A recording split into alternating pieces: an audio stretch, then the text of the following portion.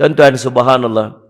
Tuan-tuan perhati, akan ada beberapa perkara yang akan berlaku di akhir zaman sebagai tanda-tanda kita berada di akhir zaman.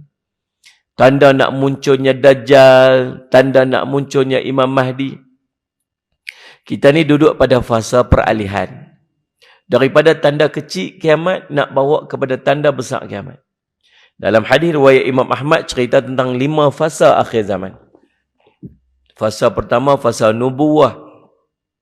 Kata Nabi, waktu aku bersama dengan kamu, waktu Nabi SAW bersama dengan para sahabat, waktu yang Allah bagi kekuasaan itu dan Allah angkat ikut sallallahu alaihi wasallam kehendak Allah Subhanahu wa taala. Berlangsung sekitar 30 tahun. Berlangsung sekitar sallallahu alaihi wasallam 23 tahun. 13 tahun Nabi SAW berada di Makkah, 10 tahun Nabi SAW ada di Madinah.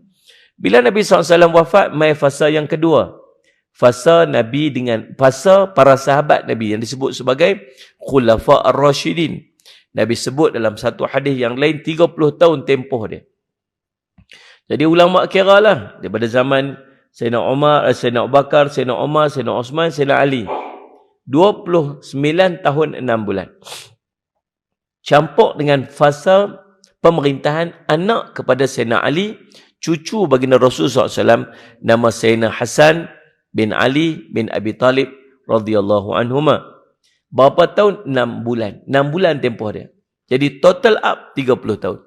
Ini fasa kedua.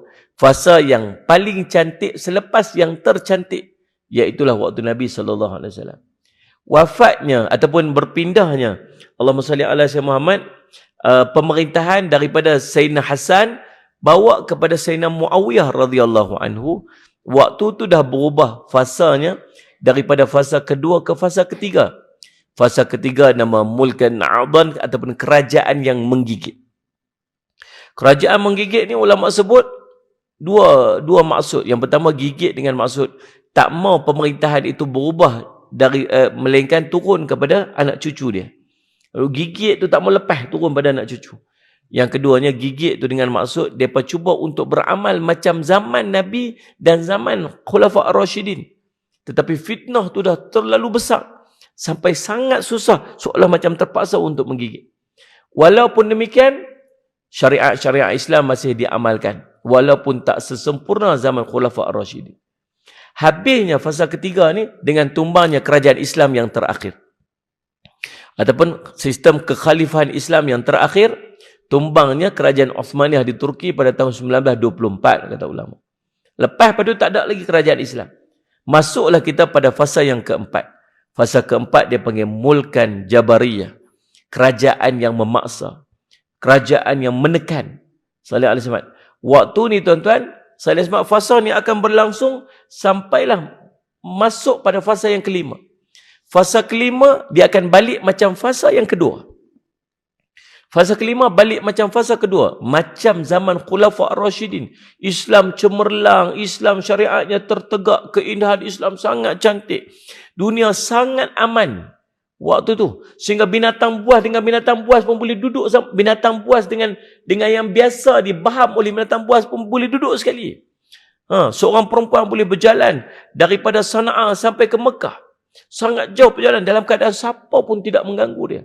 Nabi SAW cerita keindahan. Syariat Islam tertegak sempurna. Zaman itu zaman pemerintahan Imam Al-Mahdi dan Nabi Isa AS. Bila? Sallallahu alaihi wasallam, fasa kelima. Maksudnya pada fasa kelima ni, Nabi Isa dah ada. Nabi Isa dah memerintah. Imam Mahdi dah ada. Maksudnya, fasa keempat ni merupakan fasa berlakunya segala fitnah-fitnah besar. Tanda akhir zaman. Antaranya ialah munculnya Dajjal. Fasa keempat lah. Sallallahu alaihi Muhammad. Munculnya Imam Mahdi sebagai tanda peralihan daripada tanda kecil kepada tanda besar kiamat. Kemudian muncul Dajjal. Lepas muncul Dajjal pula, turunnya Nabi Isa AS. Bunuh Dajjal. Lepas Nabi Isa bunuh Dajjal, Nabi Isa bawa pengikut dia, turun keluar pula Ya'juj Ma'juj. Merosakkan seluruh alam ni. Kemudian Ya'juj Ma'juj mati. Kemudian Nabi Isa AS lepas daripada itu, Nabi Isa akan memerintah. Barulah masuk fasa yang kelima. Tuan-tuan, semua kekecohan ni akan berlaku pada fasa yang keempat. Dan kita fasa pertama kita tak duduk, fasa kedua kita tak duduk, fasa ketiga kita tak duduk, fasa kelima belum kita berjumpa. Maksud kita semua yang duduk depan saya ni, semua duduk pada fasa yang keempat. Jadi mustahil tak kita berjumpa dengan Imam Mahdi waktu ni? Tak mustahil. Mustahil tak kita berjumpa dengan apa ni, munculnya Dajjal? Tak mustahil, memang zaman dia. Tak mustahil. Memang zaman dia. Dan zaman ni lah tu akan tengok segala kerosakan berlaku dekat muka bumi ni. Tuan-tuan. Dan ada tanda-tanda sebelum mai yang besar-besar, dia ada tanda-tanda mai dulu. Dia akan, tuan-tuan akan berjumpa dengan tanda-tanda dia dulu. Nombor satu di antaranya, tuan-tuan akan melihat banyaknya gempa bumi. Tuan-tuan, subhanallah sallallahu alaihi Muhammad, ada kajian dia buat. Pada sepanjang tahun ini, sallallahu alaihi Muhammad, belasan ribu gempa bumi yang berlaku di seluruh dunia. Bukan sikit-sikit. Sallallahu alaihi Muhammad. Satu dalam tempoh setahun. Allahumma salli alaihi. Sampai boleh dikatakan average out, dia panggil Allahumma salli ala sayyidina Muhammad. Dia panggil apa? Puratanya takkan terlepas, walau sehari pun mesti akan ada gempa bumi di satu tempat. Satu. Yang kedua, yang tuan-tuan tengok sendiri. Yang tuan-tuan tengok sendiri dekat Cameron Highland ni, namanya tanah runtuh. Tanah runtuh merupakan salah satu daripada perkara-perkara yang akan berlaku di akhir zaman berdekatan dengan kiamat. Ini bukan saya saja sebut. Nak bagi takut tuan-tuan. Kan? Kami jaranglah nak tengok tanah runtuh tu dekat sana sebab kami tak ada bukit-bukit sangat. Tapi banyak tempat-tempat yang ada bukit, biasa akan melihat tanah-tanah runtuh. Tuan-tuan, dan dia merupakan salah satu daripada tanda yang disebutkan oleh Salih Alaihi Muhammad, disebut hadis-hadis akhir zaman. Yang ketiga, keringnya Tasik Tabariyah. Yang ni di antara tanda-tanda yang akan menyebabkan atau menunjukkan munculnya Dajjal. Suatu hari, seorang sahabat nama Abu Ruqayyah Tamim Ad-Dari radhiyallahu anhu jumpa Nabi SAW. Nabi SAW duduk dengan para sahabat. Hadis Fatimah binti Qais radhiyallahu anha. Dia cerita satu hari Nabi SAW lepas asar panggil kami semua mai berhimpun dengan dia. Nabi SAW naik atas mimbar. Nabi SAW senyum. Para sahabat tu heran pasal apa Nabi SAW senyum. Senyum Nabi SAW bukan suka. Tapi senyum Nabi SAW itu, dia rasa Salih apa yang pernah dia ceritakan itu telah terzahir kebenaran dia. Dia nak cerita dekat para sahabat. Seorang sahabat mai berjumpa dengan dia. Nama Abu Ruqayyah Tamim Ad-Dari. Abu Ruqayyah ini dah masuk Islam. Waktu dia tak Islam lagi, dia waktu tu dia Nasrani. Dia pergi belayak. 30 orang ikut dengan dia. Kena ombak, pumpang-pumpang, akhirnya terdampak dekat satu pulau. Bila terdampak kat satu pulau tu, berjumpa dengan satu makhluk yang berbulu panjang, depan ataupun belakang. Kami tak kenal yang mana satu. Dia kata, dia cakap, tanya kami, kamu tu siapa? Dia kata, kami ni orang Arab yang belajar cerita-cerita lah. Kemudian dia kata, Salih Alaihi Muhammad, kamu tu siapa? Kami tanya dia. Dia kata, aku Ajasasah. Dia kata, kamu pergi masuk ke pulau ni, ada seorang lelaki yang sedang tunggu kamu dekat dalam tu. Kami pun berlari-lari daripada dia, kata Abu Ruqayyah, kata Tamim Ad-Dari. Dia kata, kami takut dia tu syaitan. Bila sampai ke satu biara, satu tempat tu, kami terjumpa dengan seorang lelaki yang besar ni, kami tak pernah tengok dia. Kami tak pernah jumpa orang yang besar macam ni, badan yang tegak macam ni. Kami tak pernah jumpa orang macam ni. Tangan dia, lehernya terpasung di leher dia dengan besi. Kaki dia terpasung daripada lutut sampai ke buku lali dengan besi. Dia duduk macam ni. Lebih kurang lagu tu lah. Kemudian bila dia jumpa kami, dia tanya kami, kamu siapa? Dia kata, kamu tu siapa? Kami tanya dia. Dia kata, kamu akan tahu tentang aku sebentar lagi. Aku akan cerita tentang aku siapa. Kamu tu siapa? Kami ni orang Arab, kami ni belayak apa semua. Dia ceritalah. Dia kata, Salih Muhammad. Kemudian dia tanya kepada kami beberapa soalan. Soalan yang dia tanya ni, kalau benda ni jadi, dia akan dibebaskan. Kata, aku akan dibebaskan sebentar lagi. Dia kata. Nombor satu, Salih Alaihi Muhammad, ceritakan kepada aku tentang kebun tamar di Bisan. Bisan ni satu tempat di utara Palestin yang telah dijajah oleh Israel. Saya secara peribadi dah sampai ke tempat ni. Saya secara peribadi saya sudah sampai tempat ni. Nak tengok sendiri pasal saya duduk cerita tentang hadis ni.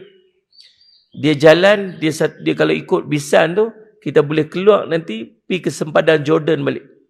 boleh masuk ke Jordan belah utara. Hadis ni Nabi SAW sebut, lelaki ni ataupun Dajjal ni, lelaki yang badan besar tu Dajjal. Dia kata, akulah Al-Masih. Dia kata, aku akan dibebaskan sebentar lagi. Dia kata. Salih al-Zaman. Dia kata, tempat tu, kebun tamar tu, dia kata, buah ni akan habis. Buah dia akan habis. Habisnya buah dekat kebun tamar di Bisan itu akan menandakan salah satu tanda dia akan muncul. Saya pergi tengok sendiri, tuan-tuan. Saya tanya kepada tour guide kita tu, Salih Al-Azim Muhammad, orang Palestin. Ya. Mana pi pokok-pokok kurma ni? Dia kata, dulu sini ni kawasan orang Palestin. Kawasan ni subur. Subur Bisan itu pasal dia bersebelahan dengan Tasik Tabariah. Kawasan tu kawasan berlembah. Tanah dia subur. Jadi orang-orang Palestin dulu tanam pokok kurma. Mereka buat ladang-ladang kurma yang sangat luas. Bila tempat tu dijajah, orang Israel masuk. Orang Israel menebang pokok-pokok kurma ni disebabkan kesuburan tanah ni, mereka memanfaatkan dengan pertanian. Jadi mereka gantikan pokok kurma itu dengan pertanian-pertanian yang lain. Tuan-tuan masuk aja Bisan tu, pertama-tama sekali tuan-tuan akan jumpa ialah ladang pisang yang sangat luas. Kemudian tuan-tuan akan berjumpa dengan ladang limau yang sangat luas, bertokal, luas. Tuan-tuan akan jumpa dengan ladang Salih Al-Azim Muhammad. Dia maksudnya ada beberapa ladang pokok-pokok jenis-jenis tanaman yang lain selain daripada kurma. So maksudnya kurma ni habis bukan sebab kemarau ke, bukan sebab rosak ke. Saya tengok dia lebih kepada macam kawasan itu telah ditukar bentuk pertanian yang dimanfaatkan sebab kesuburan tanah tu oleh orang-orang Israel. Jadi kalau nak cerita, nombor satu memang dah jadilah. Pokok-pokok kurma dah habis, pasal digantikan dengan tanaman-tanaman yang lain. Bahkan pernah berlaku kemarau, pernah berlaku bubuk ataupun ulat-ulat yang main makan pokok-pokok kurma yang dimiliki oleh orang-orang Palestin ataupun orang Israel sendiri pada waktu ni. Nombor satu. Yang kedua, dia kata, Allah SWT ceritakan kepada aku tentang Tasik Tabariah. Tasik Tabariah ni tuan-tuan, Salih Al-Azim Muhammad, juga dikenali sebagai Sea of Galilee. Sea of Galilee, Laut Galilee. Saya pernah sampai juga. Sebab tempat dia sebelah dengan Bisan tu. Sebelum tuan-tuan nak sampai Bisan tu, tuan akan jumpa tasik yang sangat luas. Luas tasik dia. Dia menjadi sumber air kepada Salih Al-Azim orang-orang Yahudi yang duduk di sekitar tasik itu. Dan kepada tanaman-tanaman Salih Al-Azim ataupun pertanian-pertanian yang duduk di sekitar tasik itu. Itulah sumber air dia. Waktu saya sampai hari itu, Salih Al-Azim tahun saya ada rakaman program riwayat akhir zaman, ayat riwayat TV Al-Hijrah, macam program Jejak Rasul tu lah.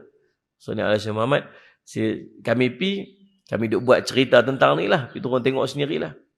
Tuan-tuan, pada Februari Salih Al-Azim Muhammad tahun 2017 kalau tak salah saya, keluar satu statement di akhbar The Times of Israel. Times of Israel, dia cerita pada tahun tersebut berlaku pengeringan air daripada tasik ni. Salih Al-Azim dia panggil yang paling rendah dalam kurun tu. Paling rendah dalam kurun tu. Salih Al-Azim dia panggil century.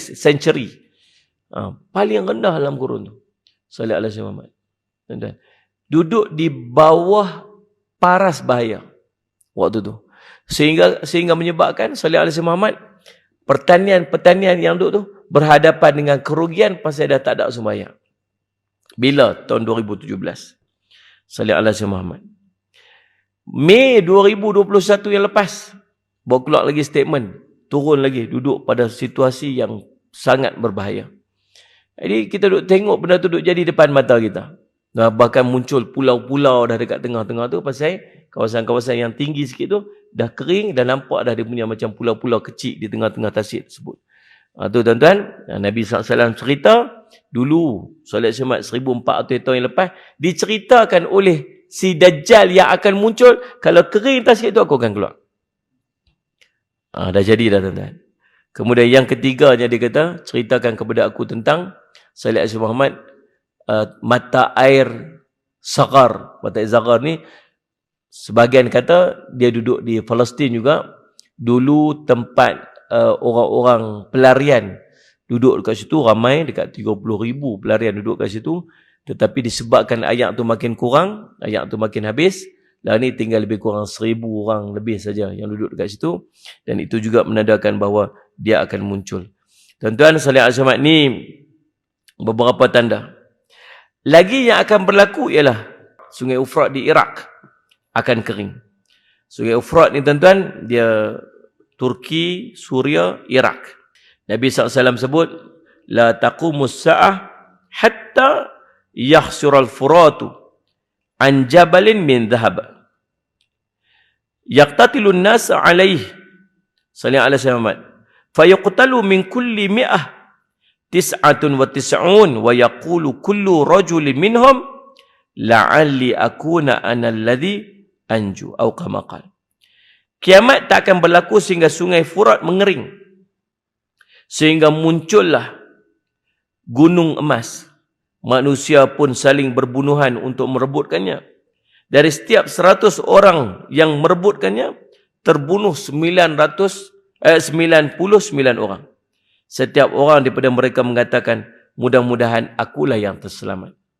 Hadis riwayat Imam Muslim. Ini pun akan berlaku dekat akhir zaman. Sungai Furat. Yang ni pun saya duk baca waktu saya duk baca itu waktu saya duk syuting untuk riwayat akhir zaman di TV Al-Hijrah baru-baru ni. Pun tuan-tuan, subhanallah, Salih Asyam Muhammad memang pun sedang mengering. Apa yang dimaksudkan dengan sungai, dengan gunung Mah itu kita tak tahu. Mungkin akan muncul sungguh gunung Mah. Tak tahu, wallahualam. Ada yang mengatakan gunung Mah itu dimaksudkan khazanah yang terkandung di bawah dia, yang bermaksud Mah ataupun minyak dan sebagainya. Wallahualam. Tapi yang pasti akan berlaku perebutan, berebut. Semua orang akan pergi dekat situ. Semua orang akan pergi dekat situ sebab nampak hasil yang dia boleh dapat dekat situ. Dan orang akan berebut dan berbunuh-bunuhan waktu tu. Salat zaman. Kita tak tahulah waktu berlaku tu kita ada lagi ke, tak tahu. Ataupun kita tak ada ke, atau mungkin kita pun di antara orang yang akan pergi nanti ni, tak tahu. Tak tahu. Yang pastinya ramai orang akan pergi, daripada seluruh dunia orang akan pergi. Cuma Nabi pesan waktu tu, kamu jangan pergi. Kalau betul berlaku nanti dekat Syria, dekat Iraq, Salih Jumaat, Turki, Syria dengan Iraq ni, kalau betul waktu tu pekat-pekat ramai, pekat-pekat pi, semua orang duk pi nu, ada muncul gunung Mah ke apa ke, tuan-tuan jangan pi. Pesan tu. Tapi macam itulah kita dengan dunia ni. Orang kata jangan, lagi itulah kita nak pi. Waktu ni tak jadi, tak tahu lagi lah. Tapi kita tak tahu suasana dia waktu tu. Tapi ingat pesan hari ni, jangan pi. Jangan pi. 9 daripada 100 orang yang berperang waktu tu, duk berebut benda tu, 99 orang akan mati. Seorang saja. Dan dia yang terlibat dalam peperangan tu, dia akan kata apa? Aku harap akulah yang seorang tu. Yang berikutnya, yang ni tuan-tuan nampak secara terang-terang waktu ni. Yang ni nampak dah, tak boleh nak nafi dah. Kata Nabi SAW, la taqumus sa'ah hatta ta'uda ardu arabi murujan wa anhara. Tak akan berlakunya kiamat sehingga kamu tengok tanah Arab menjadi hijau dan dipenuhi dengan sungai-sungai. Ada dua keadaan tuan-tuan. Yang pertamanya dia berlaku secara natural. Dia panggil fenomena alam. Berubah. Tuan-tuan rajin-rajin baca sikit dekat internet, ambil sikit maklumat. Tuan-tuan, Salih Al-Samad, setengah tempat cuaca makin panas. Setengah tempat cuaca jadi makin sejuk. Salih Al-Samad Muhammad. Sejuk ini dah mula bergerak ke tanah Arab. Sehingga menyebabkan sebahagian daripada tanah Arab dulu yang tak pernah ada salji, sekarang dah ada salji. Beberapa tahun kebelakangan ni salji dah mula turun di utara daripada Saudi, dekat dengan Jordan, yang dulu-dulu tak pernah rasa macam mana ada salji. Ditabuk turun salji. Tabuk ni di atas daripada Madinah. Bukan tahun ni saja, beberapa tahun kebelakangan ni. Tempat-tempat yang turun salji bahkan berlebih-lebih. Tuan-tuan sekalian, berganda-ganda kesejukannya. Subhanallah. Bila turun salji ni, saya terdengar satu ceramah yang disebut oleh Imam Masjidil Haram beberapa tahun yang lepas. Dia cerita, dia kata, bila turun salji, ayak akan bertambah. Salji akan cayak, lepas tu jadi ayak. Bila dia ayak, dia akan jadi subur tempat tu. Dia akan tumbuh rumput-rumput, dia automatik dia akan jadi hijau. Sesuai dengan sebuah hadis Nabi SAW yang cerita tentang Jazirah Arab akan jadi hijau. Bila turun salji pula, kait pula dengan satu isu. Nabi SAW cerita, bila nak muncul Imam Mahdi. Bila muncul Imam Mahdi, tuan-tuan akan jumpa satu kelompok yang akan bergerak daripada Syam, akan turun daripada Syam, akan bergerak dengan Imam Mahdi yang telah dibai'ah. Imam Mahdi akan dibai'ah dekat dengan kawasan Masjidil Haram, dekat dengan Kaabah, dekat dengan sallallahu alaihi Muhammad, Hajarul Aswad, dekat kawasan Multazam tu, tempat itulah dibai'ahnya Imam Mahdi. Berlaku pada musim haji. Imam Mahdi ni dia tak mengaku Imam Mahdi. Dia tak tahu pun kata dia Imam Mahdi. Tapi para ulama kenal dia Imam Mahdi, maka ulama pi bai'ah dia. Waktu tu depa bergerak daripada Mekah, bergerak pi ke atas sebab tempat sallallahu alaihi wasallam pemerintahan Imam Al-Mahdi ialah di Palestin, di Baitul Maqdis. Itu tempat pemerintahan. Semua orang Islam nanti akan menumpu semuanya di Baitul Maqdis, dan Baitul Maqdis akan jadi makmur. Kita seluruh dunia ni akan turun semua beramai-ramai ke Baitul Maqdis. Bila Imam Mahdi memerintah, pusat pemerintah Imam Mahdi ialah di Baitul Maqdis. Jadi kita duduk doa macam imam kita duduk doa tadi, pembebasan, bebaskan Baitul Maqdis, bebaskan Masjid Aqsa khususnya. Satu hari dia akan bebas. Dia akan jadi hak milik kita, dan kawasan itu jadi kawasan pemerintahan Islam. Seluruh dunia berpusat di Baitul Maqdis. Waktu tu Imam Mahdi akan memerintah. Tuan-tuan, waktu tu pergerakan tu berlaku, dan Nabi SAW sebut, ataituhum walau habwanu ala salj. Ni ingat ni, orang Cameron Highland ni. Waktu tu bila muncul Imam Mahdi, tuan-tuan dengar dah Imam Mahdi muncul. Kelompok-kelompok yang akan pergi bai'ah dengan tentera-tentera Imam Mahdi yang bawa bendera hitam tu, daripada berimpun dengan Imam Mahdi. Kata Nabi, kamu datangilah mereka. Bila kamu dengar kemunculan kelompok ni, datangilah mereka.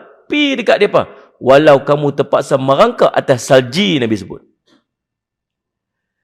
Imam Ibnu Katsir dalam kitab An-Nihayah fil Fitan wal Manahim, dia cerita menggambarkan kesusahan pada waktu tu. Susah lagu mana pun pi bai'ah dengan Imam Mahdi. Nabi gambarkan, walaupun kamu terpaksa merangkak atas salji, pi bai'ah dengan Imam Mahdi. Cumanya Nabi SAW duduk cerita kat para sahabat yang duduk di padang pasir. Padang pasir. Orang utara cakap pasir punya sedap ni. Nabi cerita dekat para sahabat yang duduk di kawasan padang pasir. Kalau nak cerita kesusahan kepada orang-orang yang duduk di padang pasir ni, merangkak atas apa? Merangkak atas padang pasir lah lebih mudah faham kan? Walaupun kamu terpaksa merangkak atas padang pasir. Macam tu. Tapi Nabi sebut, ataituhum walau habwanu ala salju. Merangkak atas salji. Dan subhanallah, sekarang ni kita melihat tanah Arab sudah mula dituruni salji. Adakah itu lambang kata Imam Mahdi dah bakal muncul? Wallahu alam, kita tak tahu. Tapi yang penting dia, bila ada salji, ada ayak, dia menyebabkan kawasan itu menjadi subur, dan bila subur itu dia akan ada rumput-rumput yang tumbuh, dia akan jadi sungai-sungai. Maka Nabi SAW sesuai dengan apa yang Nabi sebut, akhir zaman tak akan berlaku kiamat, hatta sehinggalah kamu melihat tanah Arab berubah menjadi hijau dan dipenuhi dengan sungai-sungai. Yang kedua, yang pertama fenomena alam ataupun berlaku secara semula jadi. Yang keduanya tuan-tuan, dia berlaku atas perbuatan tangan manusia. Di Saudi, mereka sekarang ni sedang buat satu vision, namanya Vision 2030. Wawasan 2030. Kita wawasan 2020 dah lepas dah. Kita dah tengok dah kereta terbang lagu mana. Kita dah tengok dah semua-semua benda yang macam tu. Kereta terbang tak tengok, Myvi terbang banyak kita tengok. Kan? Jadi Vision 2030. Apa Vision 2030 yang tuan-tuan duk tengok lah ni, ada konsert besar-besaran dekat Riyadh, yang apa semua sebagainya. Dia cuba untuk menghakis persepsi dunia yang negara Saudi ialah negara Islam. Nak buang, tak mau nak pergi nampak sangat. Kalau sebut Saudi je, Islam. Sebut Saudi, dia cuba nak kikis. Sebab tu dia dah mula buat konsert besar-besaran. Dia mula buat apa semua program-program yang kita fikir, orang Islam tak patut buat lagu ni. Dia mula buat. Sebab dia nak jadikan Saudi ni tourism country. Negara dia panggil apa? Pelancongan. Saya Syahmat. Dan di antaranya ialah, apa dia buat ialah, mereka tak mau lagi bergantung kepada sumber Sallallahu Alaihi Wasallam Muhammad import makanan, terutamanya buah-buahan dan sayur-sayuran. Mereka tanah padang pasir. Nak dapat buah-buahan terpaksa import daripada luar. Sayur-sayuran terpaksa import daripada luar. Raja yang baru ni, dia nak ubah semua tu. Kita ada tanah yang sangat luas. Tanah padang pasir yang sangat luas. Kita buat dia sebagai kawasan tanam tanaman. Macam mana nak buat? Fikir, ambil teknologi apa semua. Buat pengairan. Tarik ayam. Tarik pipe bawah-bawah padang pasir ni. Sampai tuan-tuan naik atas kapal terbang, tuan-tuan lalu atas kawasan padang pasir, tuan-tuan akan tengok tumpuk-tumpuk. Bukan tumpuk teh unta. Tumpuk hijau, bulat-bulat atas kawasan padang pasir yang sangat luas. Sampai dapat dilihat daripada satelit di atas langit. Tuan-tuan ada handphone, tuan-tuan tengok ni. Pertanian di Saudi atas padang pasir. Tuan-tuan tag lah macam tu. Pertanian Saudi ke, pertanian atas padang pasir Saudi ke. Tuan-tuan akan tengok dia buat bulat. Sangat besar tuan-tuan. Sangat besar. Subhanallah. Tepat macam mana yang Nabi SAW sebut. Kita kata, pasal apa lah orang Arab ni pun dia pergi buat. Apa yang Nabi kata dia pergi buat? Pasal apa dia pergi buat? Pasal nak membenarkan perkataan Nabi SAW. Tuan-tuan, itulah di antara perkara-perkara yang berlaku. Banyak lagi lah fenomena alam yang berlaku, tuan-tuan salat syamat. Ada muncul kebun ataupun kebun bunga di gurun Sahara, cairnya ais di Antartika. Tuan-tuan, menyebabkan nanti salat syamat akan meningkatnya air. Turunnya, Nabi SAW sebut, turunnya hujan panas. Hujan, tapi cuaca panas. Kemudian berlaku kemarau, 3 tahun yang kering, munculnya Dajjal, sebagainya. Kemudian tu tak kira lagi yang Nabi SAW sebut tentang malam yang panjang. Kita akan jumpa dengan 3 malam yang panjang. Nanti sampai waktu dia nanti. Tuan-tuan akan jumpa dengan hari yang panjang. Hari yang panjang ni ialah sebelum munculnya Dajjal. Tu akan jumpa hari pertama tu panjang dia macam setahun. Kita akan jumpa ni sebelum muncul Dajjal nanti. Bila berlaku saja nanti tahu dah Dajjal telah muncul. Tak mana tahu, kita mungkin tak berjumpa dia lagi. Dia duduk tak mana tak tahu. Dia akan berjumpa dengan semua orang. Dia akan pergi seluruh tempat. Tuan-tuan jangan duk rasa tanah rata ni dia tak main. Ni tuan-tuan tempat paling awal kali dia main apa. Tak tahulah. Tuan-tuan salat Muhammad. Tuan-tuan, dia akan pergi ke seluruh dunia. Tak ada satu tempat di dunia melainkan semua dia pergi. Dalam tempoh 40 hari. 40 hari. Kita 40 hari sempat ke Ustaz nak pusing seluruh dunia. Tak, hari pertama tu saja tempoh dia macam setahun. Ni maknawi ke Ustaz? Ni maknawi saja ke aku dalam tempoh kita rasa terlalu lama? Tak, sahabat tanya Rasulullah, macam mana kami nak semayang? Nabi SAW suruh kira waktu dia. Kira waktu maksudnya, lepas subuh sampai zuhur berapa jam? Ni waktu duduk pagi lagi, matahari tak bergerak-bergerak ni. Matahari duduk dalam tu ya. Kira subuh sampai zuhur, katalah 7 jam. Lepas 7 jam, semayang zuhur pula. Lagi zuhur sampai asar berapa jam? Kira pula lagi. Lepas tu mayang asar pula. Lepas tu mayang maghrib pula. Sebagainya. Demikianlah kita ulang-ulang semayang dalam tempoh 360 hari tu. Duk siang sepanjang-panjang tu. Satu hari kita rasa tempoh dia macam setahun. Habis hari tu, masuk hari kedua, tempoh dia macam sebulan. Masuk hari ketiga, tempoh dia macam seminggu. Masuk hari keempat, dia balik macam mana hari kamu yang biasa, kata Nabi SAW. Jadi maksudnya, walaupun tempoh tu hanya 40 hari, tetapi kita rasa dia lebih daripada tempohnya setahun. Waktu Dajjal akan pergi ke semua tempat. Dan semua tu akan berlaku waktu dia keluar saja. Nombor satu, tuan-tuan akan berjumpa dengan kemarau. Hujan turun, tapi sikit. Tahun pertama, turun hujan, tinggal 1/3 hujan tak turun. 1/3 hujan tak turun, kita tak berasa sangat lah. Bukan langsung tak turun, turun, tapi kurang. Lepas daripada tu, setahun, mai tahun kedua, 2/3 hujan tak turun. Bila 2/3 hujan tak turun, kita dah terbiasa dengan 1/3 hujan tak turun. Kita tak berasa sangat. Mai tahun ketiga baru berasa, pasal langsung hujan tak turun. Setahun tu langsung tak ada hujan. Kering kontang. Hujan tak turun. Waktu tu mulalah kita susah. Elektrik tak ada. Makanan tak ada. Ini tepung tak boleh mai daripada India pun kelang kabut habis dah. Tuan-tuan, soalan semat. Ayam tak cukup pun dah macam nak kiamat dunia dah. Tahanlah saat tak makan ayam. Tak ada tu salah makan ayam, makan meleleh banyak lagi. Tapi dia kecoh-kecoh. Tu tak boleh bayang tak? Setahun nanti. Apa makanan pun tak ada. Kamu sangat lapar, kata Nabi. Kamu sangat lapar. Makanan apa pun tak ada. Lapar sangat. Waktu tengah lapar, apa tak ada ni lah, Dajjal muncul. Dajjal muncul. Ni baru ayam tak ada, kecoh lah. Tepung tak ada, macam nak kiamat esok. Tidak risau tu. Waktu tu aircon tak ada. Mampu tuan-tuan tak ada aircon, memang tak ada aircon. Kami sana kalau kat Menu, kalau aircon tak ada ni macam apa esok pergi merah haji mata pasal apa ni? Tak boleh tidur. So tak tidur. Aircon tak ada. Ya. Panas. Dan waktu tu aircon tak ada, elektrik tak ada, kereta tak boleh nak pakai, apa pun tak ada. Dia muncul. Dajjal mai, dia bagi balik. Kamu nak apa? Nak hujan? Hujan turun. Kamu nak apa nak ni? Bagi kat dia. Bawa segunung roti untuk kita makan.